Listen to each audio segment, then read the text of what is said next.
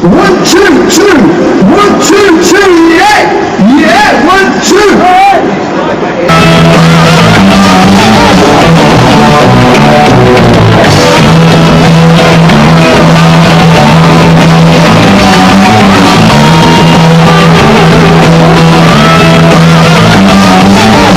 People sort of band in that sense. We've never really been creations of the media or radio or anything like that. In fact, if anything, we haven't exactly gone out of our way to please them.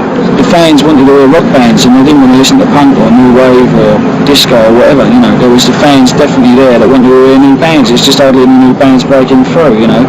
So when bands did start to get work and in the clubs and stuff, there was always the fans there, you know, packing out the places to go and see them.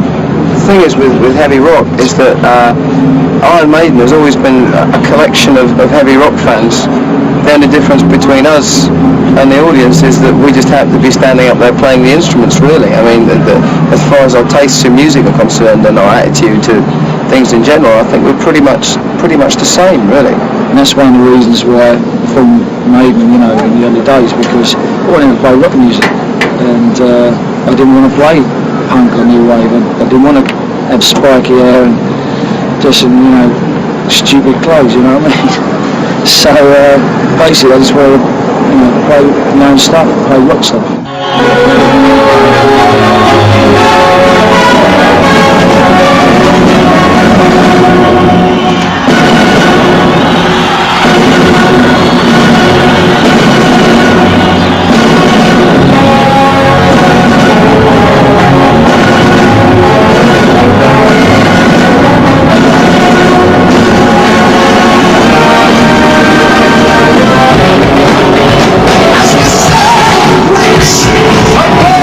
Whoa!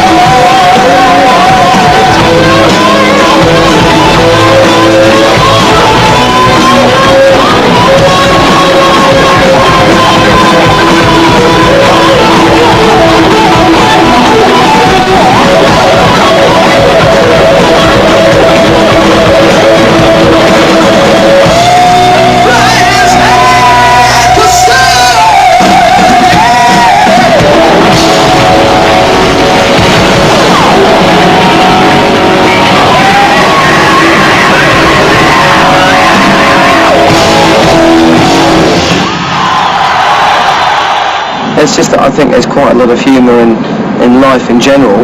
And I think it tends to come out in the sort of music we do. At the same time, I mean, whatever it is, 85,000 watts of PA and all the rest of it, and all these lights, it's really difficult to sing about, sing about tulips and daffodils and flowers and stuff like that with all that racket going on. You've got to sing about something. I mean, the end of the world is a kind of appropriate sort of subject for our gigs, you know. It's not violent aggression. It's just like pure, intense sort of adrenaline, you know. It's just having a good time, letting off steam, and really sort of forgetting all your problems, go and have a good laugh. And you know, I think most of the fans feel that way. When they come out, they're exhausted, you know, they're probably as exhausted as we are, and they feel they've really had a good night out. Most people spend most of their lives trying to escape from something, whether it's going into the pub and having a few drinks, or whether it's going and watching a ball game, or whatever they do, American football. So that's all forms of escape, and there's nothing wrong with that, because what they're escaping into is their own imagination. This song has all to do with a young lady called Charlotte the Harlot, who is by profession a prostitute. That is to say, a lady who takes young men, takes their trousers down, and does unmentionable things to them for large sums of money.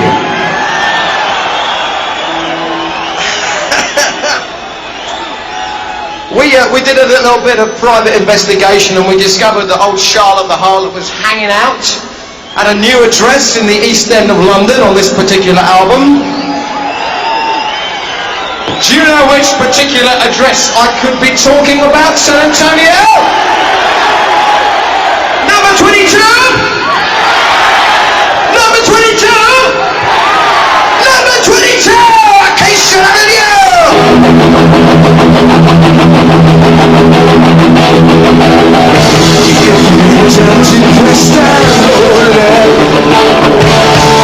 I know a place where you can get.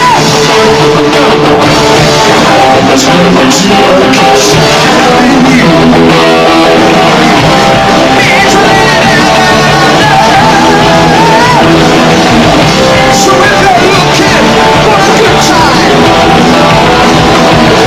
it's over there to pay the price for lunch. 50 quid and there's the extra. Everybody's got their vice in San Antonio. Ain't no wishing for a long time. For which to do their peace. You can't tell her that you know me. You better feel it. So anytime you're down in San Antonio, Texas, don't you hesitate to go. You can't take my eyes from me. Simply to go and you can't I mean, that's the thing with touring. I mean, for 9 months of the year, that's what we do, and that's how you survive it. That is your life. Touring is your life, so you never even consider the possibility of doing anything else. So that's how you tend to survive. You just go for it every night. Your life does tend to be ruled by the show. The main thing is the playing on stage. You know, for the hour and a half, hour 45 on stage, it's worth everything, you know. And everyone gets a bit tired now and again, or whatever. You know, sometimes sick, whatever. So, but, yeah, you know, you go on, you do it. I mean, in that sense, we've got quite a lot in common with the more, traditional forms of, circus and stuff like that. You know, the show always goes on, whatever anybody feels like. I mean, it's amazing what the human mind and body can stand when you're having a good time.